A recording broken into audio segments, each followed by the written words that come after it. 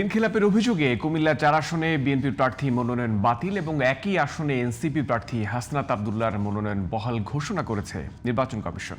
শনিবার রাজধানীর আগারগাঁওয়ে নির্বাচন কমিশন কার্যালয়ের শুনানিতে এই ঘোষণা দেওয়া হয়। এদিন শতাধিক প্রার্থীর বাতিল হওয়া মনোনয়নের আপিল শুনানি অনুষ্ঠিত হয়। পাল্টাপাল্টি মনোনয়ন বৈধতার বিরুদ্ধে আপিল প্রার্থীদের আপিল কক্ষে বাকবিতণ্ডা এমনকি হাতাহাতির ঘটনা ঘটে। আরও জানাচ্ছেন মহসিন কবির।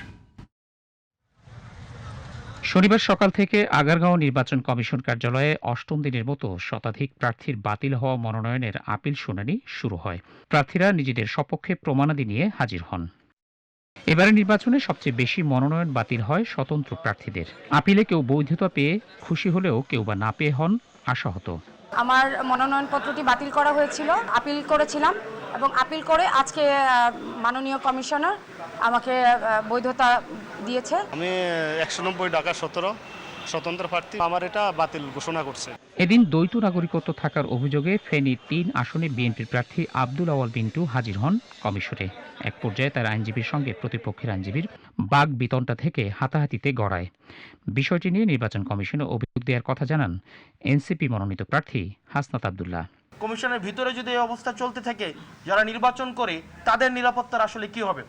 আর যারা এলিটিজমের দেখাইতে চায় 24-এ আমাদের এই 5ই আগস্টের পরে এই রাজনৈতিক এলিটিসিজম তারা যেন ঘরে রেখে তারা যেন জনগণের সামনে আসে। তবে কেবল আব্দুল আওয়াল মিন্টুই নন, আইন অনুযায়ী এ সংক্রান্ত বিষয়ে অন্যরাও মনোনয়ন ফিরে পাবেন বলে আশাবাদ তার এই আইনজীবীর।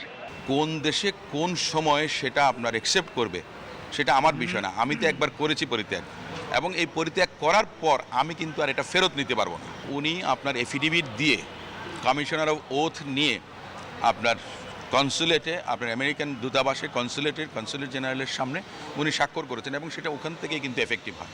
এদিন কুমিল্লা 4 আসনে বিএনপি প্রার্থী মঞ্জুরুল আহসান মুন্সির বিরুদ্ধে হাসনাত আব্দুল্লাহর করা ঋণ খেলাপির অভিযোগ আমলে নিয়ে মনোনয়ন বাতিল ঘোষণা করে কমিশন। অন্যদিকে হাসনাতের মনোনয়ন বহাল ঘোষণা করা হয়। রিটার্নিং অফিসার জনাব হাসনাত আব্দুল্লাহর মনোনয়নকে যে বৈধ ঘোষণা করেছেন সেটির বিরুদ্ধে তিনি একটি আপিল দায়ের করেছিলেন।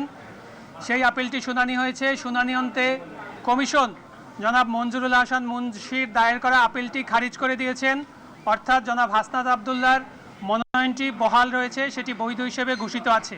চট্টগ্রাম 4 আসনের প্রার্থী মোহাম্মদ আসলাম চৌধুরীর বিরুদ্ধে 2177 কোটি টাকা ঋণ থাকায় তার আপিলটি শুনানির জন্য অপেক্ষমান রাখা হয়েছে।